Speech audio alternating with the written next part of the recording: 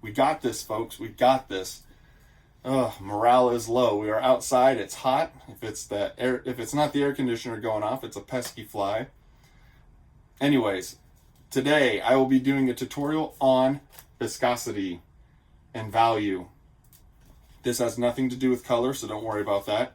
We will be using a single color for this exercise. It's simple, it's easy, it's something I do all the time, and I encourage you to do it as well. It will improve your painting skills and abilities.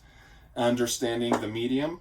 This is how we paint with watercolor, is the ratio of water to pigment and pigment to water. Without further ado, let's get started.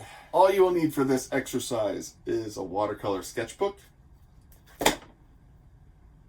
pigment, which I'm sure you will have in your mixing tray, so we might as well show the mixing tray, and a brush. Any brush will do. I use Princeton, of course, because Princeton is the best. And water. Can't believe we forgot about the pen. You'll need a pen. If not a pen, a pencil. Either one will work, but I like my pen. We are going to start out by drawing our 5 squares. I've seen some artists do little as 3, all the way up to 10, even more, but we're just going to do 5. They don't have to be pretty or perfect.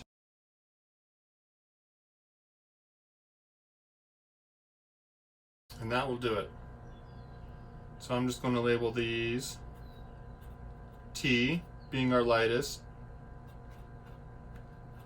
Juice. Some people like to call it coffee. That's fine. I like calling it juice. We will then go to milk.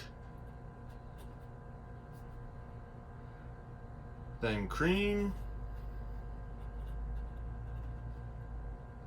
Last but certainly not least, butter. Okay, in the world of watercolor, tea is more transparent, it's more wet, it has more water compared to pigment. So less paint, more water. Butter is thicker, it's opaque, more paint, less water.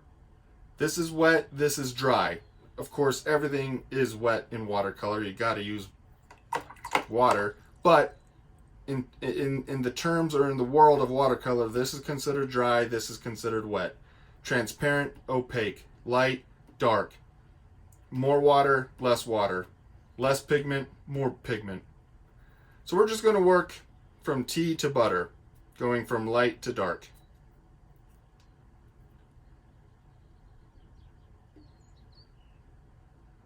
And here's our pigment. I'm just using Moon Glow. It was the first one that I grabbed by Daniel Smith out of my bag. You can use anything. It doesn't matter. Don't focus on the name or what I'm using. This is about the exercise.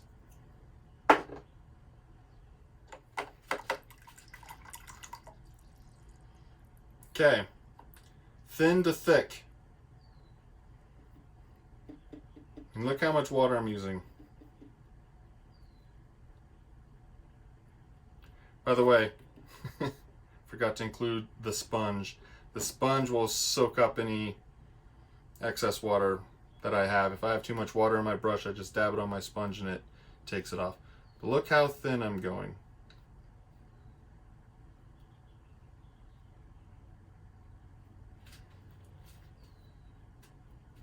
I mean, that might even be too much pigment.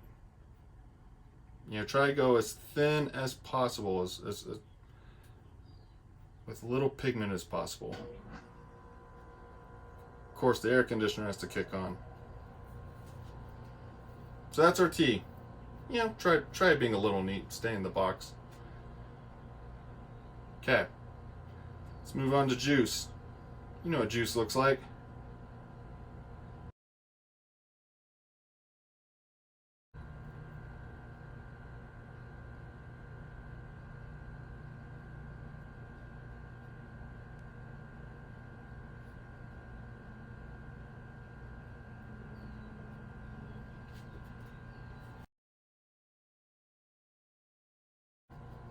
So milk is our halfway point.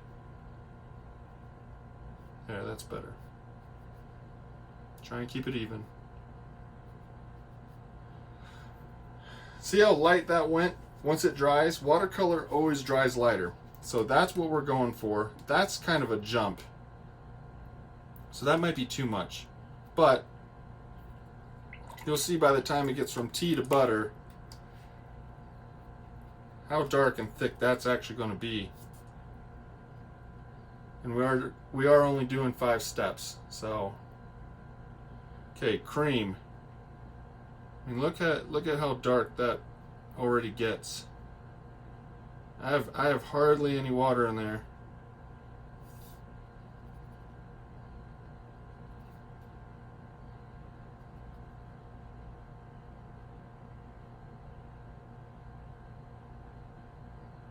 And you can see it moving around.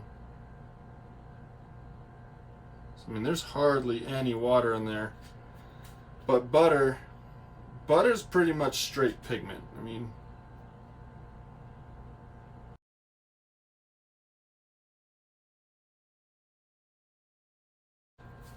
there you have it.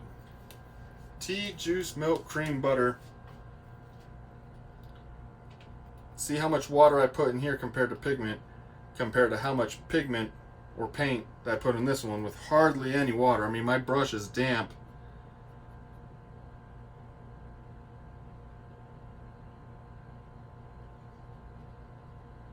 There you have it. That's a simple exercise that you can all practice. It's relaxing, it's quick.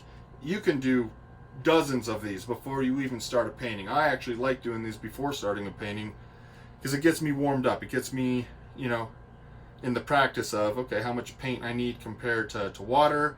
It helps me gauge based on, I mean, it's super hot out right now. It's hot and kind of muggy, and that will affect your painting as well. So by doing this exercise, these little swatches, it'll help you gauge on, okay, how much time do I get to work with the paint? How quick will the water evaporate? It's just good all around.